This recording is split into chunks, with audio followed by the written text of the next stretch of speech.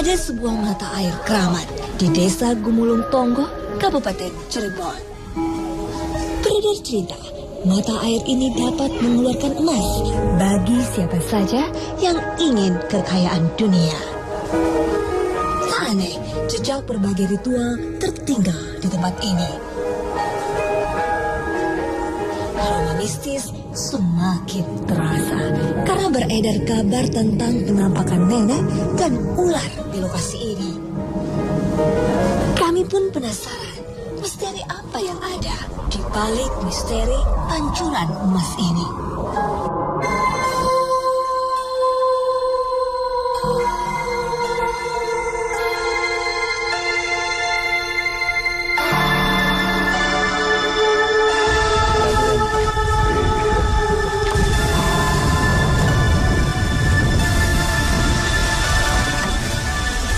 Assalamualaikum pemirsa, saat ini kami sudah berada di Desa Gumulung Tonggo, Kecamatan Greget, Kabupaten Cirebon.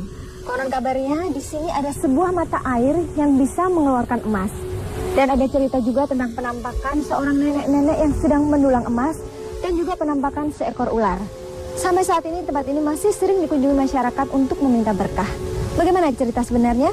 Kita akan tanya langsung kepada Pak Usnen. Assalamualaikum Pak Usnen. Waalaikumsalam warahmatullahi wabarakatuh. Ya, Bapak bisa ceritakan ini sebenarnya tempat apa sih Pak? Kalau dalam mediasi saya waktu tahun 2004 ini Bu ya, saya memang sudah melakukan di sini tirakat 2 hari. Iya. Cuman saya tuh pernah ada nenek-nenek tua gitu ya. Oh, jadi memang tempat ini untuk meminta berkah gitu Pak ya, tirakat ya. Tujuannya kami kan minta ada peningkatan taraf ekonomi lah intinya seperti itu. Dan yang lebih utama juga pada waktu itu saya lagi gak ada usaha lagi ada depresi berat lah untuk usaha saya ya. Satu kena PHK. Jadi saya kan gelap, terus saya informasi ke teman-teman gitu, saya tuh datang ke sini gitu. Setelah itu saya tirakat di sini. Di mana sih Pak tempatnya? Boleh ditunjukin? Di dalam Bu. Boleh Pak, saya ditunjukin Pak. Monggo. Mana Pak? Di sebelah mana Pak? Di sebelah sini. Turun ya? Di mana? Sini? Sini. Oh persis di depan sumber air sini ya Pak? Sini. Nah, terus waktu itu apa yang Bapak lakukan? Saya kan berada meditasi di sini 2 hari, 1 hari tidak ada apa-apa ya. 2 harinya saya diberi melalui sedang wirid gitu ya. Terus itu tiba-tiba ada ibu nenek gitu. Oh ada nenek. Mangkat itu tampiran itu kayak semacam kuning-kuning kayak emas gitu. Jangan-jangan itu emas, saya bilang saya bisa kaya gitu loh. Akhirnya itu panggil sini. Nah udah sampai di situ saya nggak sadar mau lari mau diambil, nggak tahu saya dipukulin, sakit banget itu. Terus saya lari ke sana. Siapa yang mukulin? Ya nggak tahu. Kemudian ada cerita tentang penampakan ular, Bapak tahu nggak? Kalau untuk penampakan ular sih saya nggak tahu, cuma pernah rekan saya pernah cerita dengan saya, katanya tirakat di sini dilempar gitu. Oh dilempar oleh ular itu? Tiba-tiba yang ngelempar gitu loh. Baik Pak, terima kasih atas penjelasannya. Ya, terima kasih.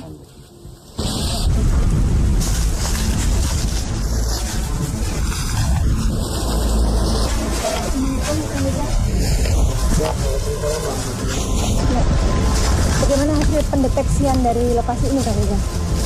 Ya, subhanallah, sangat luar biasa sekali. Energinya seperti apa Kang? Energinya sangat kuat sekali. Oh gitu ya? Juga tadi saya melihat ada penampakan sosok kepala ular di sebelah atas. Tapi insya Allah atas izin Allah tidak ada masalah. Kalau begitu kita bisa langsung mobilisasikan? Ya, semangat. Dihinggapi rasa penasaran, mobilisasi pun dilakukan. Assalamualaikum.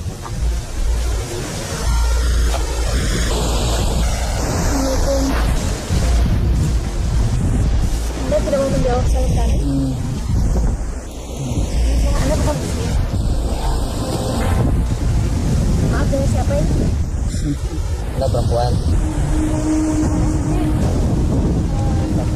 Saya ceritakan posisi di mana sih? Di sini di mana?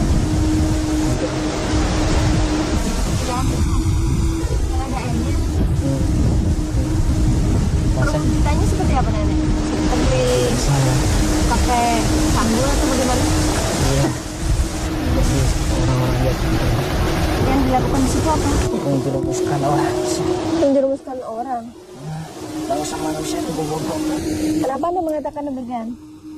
Begitu percaya di sini banyak emas. Walaupun sebenarnya di sini banyak emas, tapi tidak semudah itu diambil. Dan saya mau tanya, penduduk tempat ini, orang bisa ditingkatkan sejarah daripada bangsa seperti apa sih dengan pancuran emas itu dulu digunakan untuk berbulan dulu. Siapa yang berwudu di sini?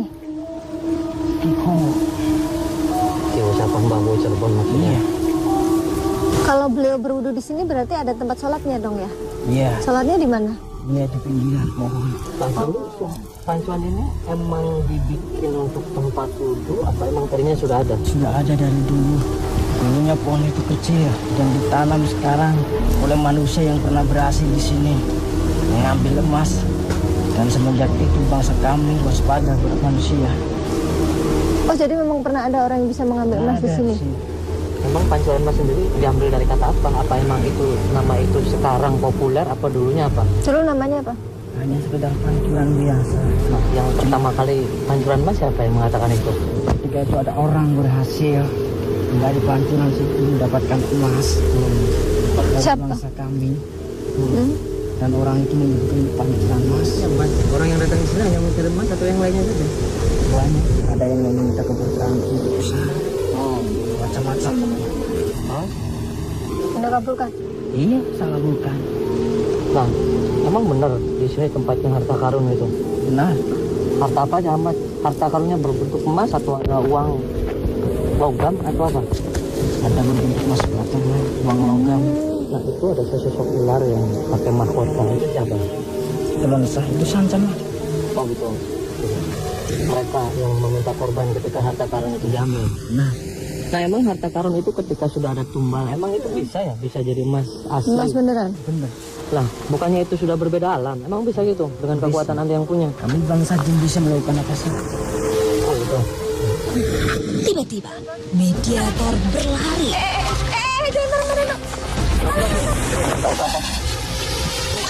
Di dua dunia.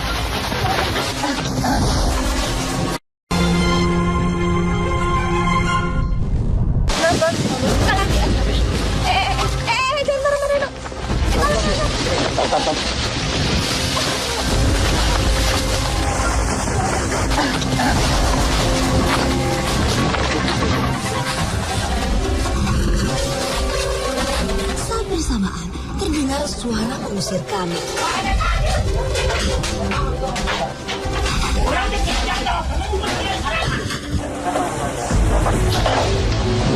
Lawan si lain nanya.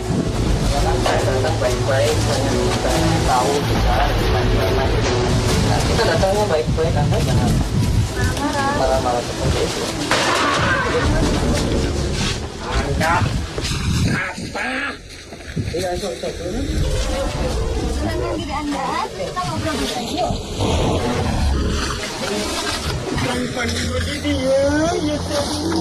Nah, saya mau nanya, saya tadi ngarang apa? Di Pulis Sarawak, nami orang. Oke, itu. Terus? Orang sok sedih. Nampak. Kalau baru datang ke dia. Nah, emang tempat dia teh tempat naon? Saya mau nanya, itu benar tempat harta karun. Terus kan saya nanya, dia teh tempat emas, benar gitu. Gimana sejarahnya dia teh? Sejarahnya itu Ya. tempat emas bener. Di handapun cai ieu ya di lebetin sumur ieu teh paling dasar Saya nu boga. asli nama Bakobu Cirebon keur waktu megarkeun muka agama Islam kudu di dieu soalnya seueur emas di lebet ieu jadi dinamakeun pancuran emas gitu teh. Emang tos pernah aya nu nyandak emas itu ya? Tos pernah. Sebagian jami aya hiji paling anu aya eta nu milikna alus kuat beli di diana ya sembarangan pada nyokat emas. Sembarangan ya. Oh harus ada syarat gitu. Puasa Berapa hari? 40 poe 40 penting. Itu yang mengabulkan sasi. Saya Gimana caranya? asal mana anak daek tadi wilujeng urang kana. Anda wujudnya seperti apa sih? Astagfirullahaladzim.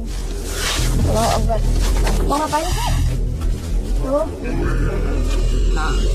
Ente kenal nu dia penunggu di dia sahabat. Dari sunti anu itu. Ketemu dah keluar aja. Tidak mau saya tempatnya udah tempat di situ anak. Mas, Ya kemarin dia ya. sok balik lagi. Sekarang pulang ya. Salaman. Tak lama mediator sadar. Jika mediator memecah keheningan, mereka menyerang bukan ujung.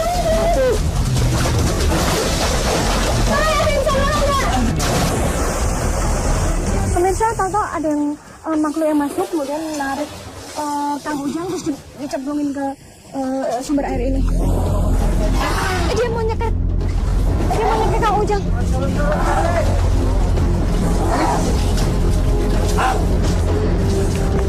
Naik dong sini aja yuk.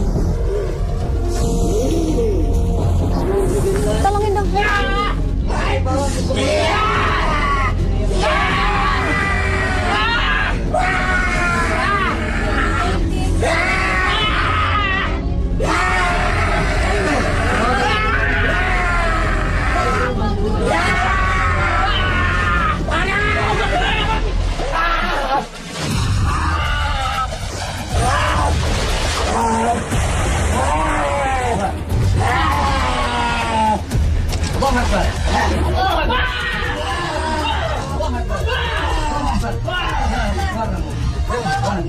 Kang Ujang mulai menyelesaikan.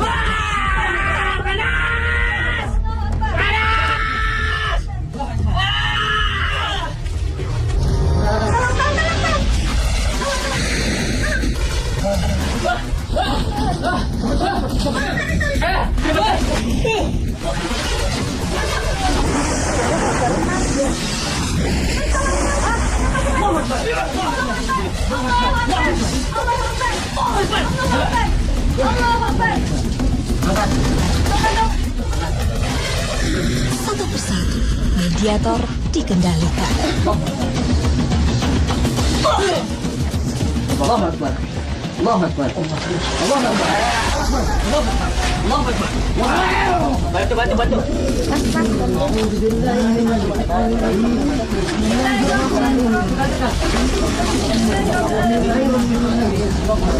Mas diambil Mas ya.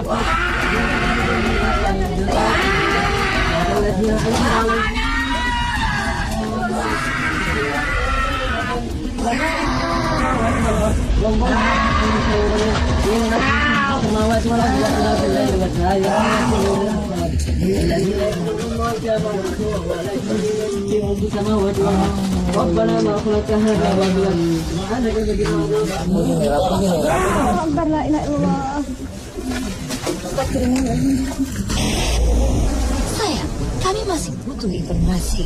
Organisasi berlanjut lagi.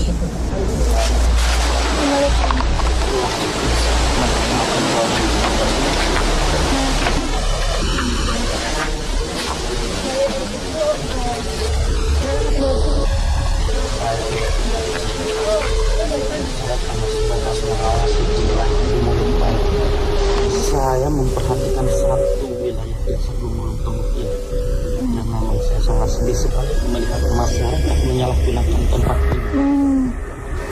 Yang menamakan ini tidak menjual emas, itu hanya sebatas simbol. Sebenarnya masyarakat butuh air ketika dia kekeringan, makanya ini dinamakan dengan pancuran emas bagi mereka. Tapi banyak yang meyakini bahwa kalau bersemedi di sini akan bisa mendapatkan emas yang sebenarnya. Godaan setan.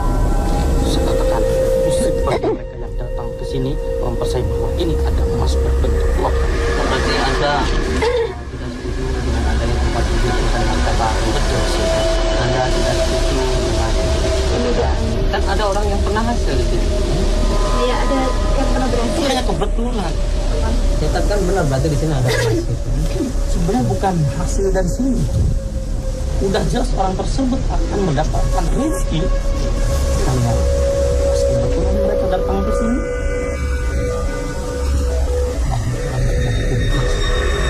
Mereka mengakui bahwa dia dapat rezeki.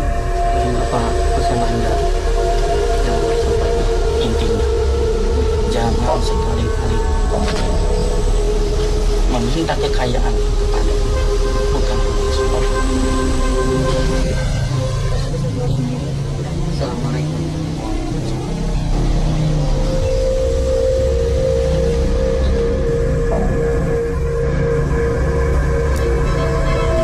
Tak lama, mediator sadar.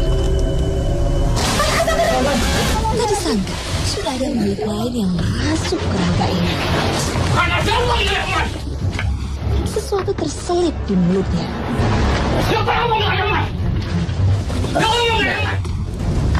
Saya buktikan bagian dan bukan air. Tetap di dua dunia.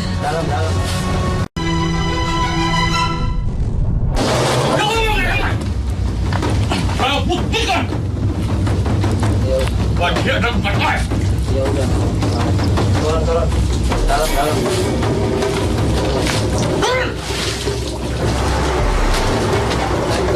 Ayo yuk, kita ngobrol lagi sini yuk. Sepertinya ada sesuatu tersembunyi di sumur ini. Tolong dong, ini dong.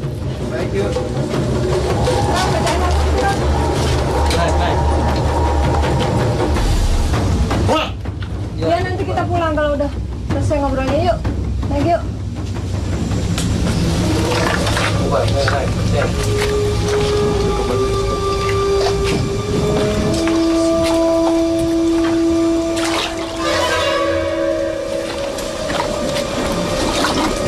Bangun yuk.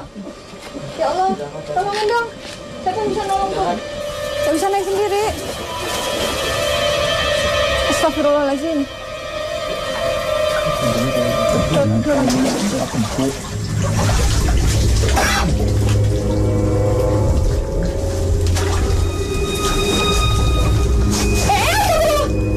Ya Allah. Dia lagi pusing dong. Tak lama, mediator disadarkan. Masya Allah. Namun masih ada makhluk bersembunyi di tubuh ini.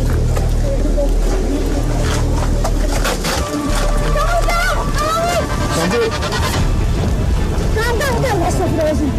Tahan, pegang. Lepas dulu deh. Dia malah melotot dan mengejar. Jangan. Ada siapa? Ada siapa?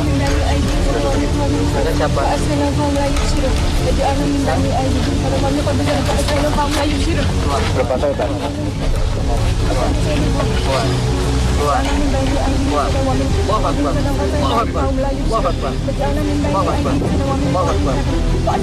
Tapi makhluk ini begitu kuat.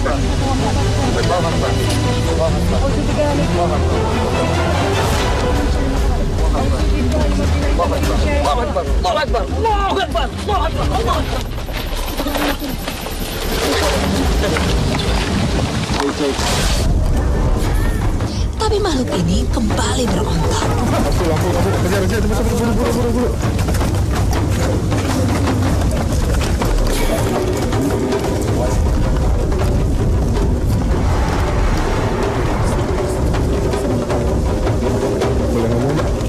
Pemirsa, makhluk yang tadi masuk sepertinya masih marah, dia nggak mau keluar.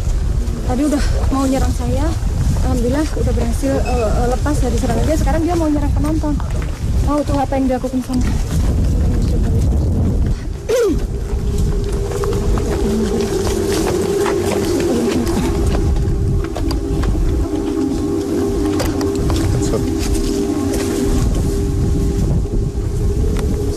Alhamdulillah, mediator dapat disadarkan. Alhamdulillah Kang Ujang, perjalanan kita hari ini udah selesai. Apa hikmah yang bisa kita petik dari liputan kita kali ini? Iya, menarik sekali. Jika tadi mediator pertama mengatakan di sini terdapat harta karun dan juga banyak sekali orang yang datang ke sini untuk meminta ada penunggu yang ada di sini agar mereka bisa mengambil harta karun dan juga mereka cepat kaya dengan secara insan. Secara logika, secara syariat, yang namanya orang pengen sukses, orang pengen kaya, itu tentunya dengan kita berusaha, berdoa, dan juga berikhtiar. Akan tetapi ketika kita terjebak dalam hal-hal yang seperti ini, dengan kita bertapa agar kita dapatkan harta karun, itu secara otomatis orang itu terjerumus dalam jurang kesesatan. Ya, saya mau nanya tadi makhluk yang terakhir kan dia nyemplung, dia membuktikan kalau di dalam sini memang ada emas dan dia mendapatkan ini. Ini sebenarnya apa ini, Kang? Ya, sebenarnya dalam gaib itu ada harta karun. Ketika harta karun itu berbentuk emas, secara otomatis kita meminta barang itu harus ada imbalan. Imbalan di situ adalah kita melakukan tumbal orang yang paling kita sayangi. Apakah kita dengan harta yang semuanya menipu itu mau menggadaikan akidah kita, mau menggadaikan akidah kita, Islam kita? Tidak. Ketika muslim yang baik, semua itu adalah tipu daya setan dan itu adalah sama sekali menyesatkan. Mereka bisa diangkat dan semuanya pasti akan menjadi kuningan sari. Jadi ini bohong ya? Harta karun apa semuanya tidak ada. Yang ada adalah kita berusaha bagaimana kita sukses baik di dunia maupun di akhirat. Ketika kita yakin adanya Allah, apapun yang akan terjadi dalam kehidupan ini insya Allah akan berkah, sukses di dalam dunia dan juga akhirat.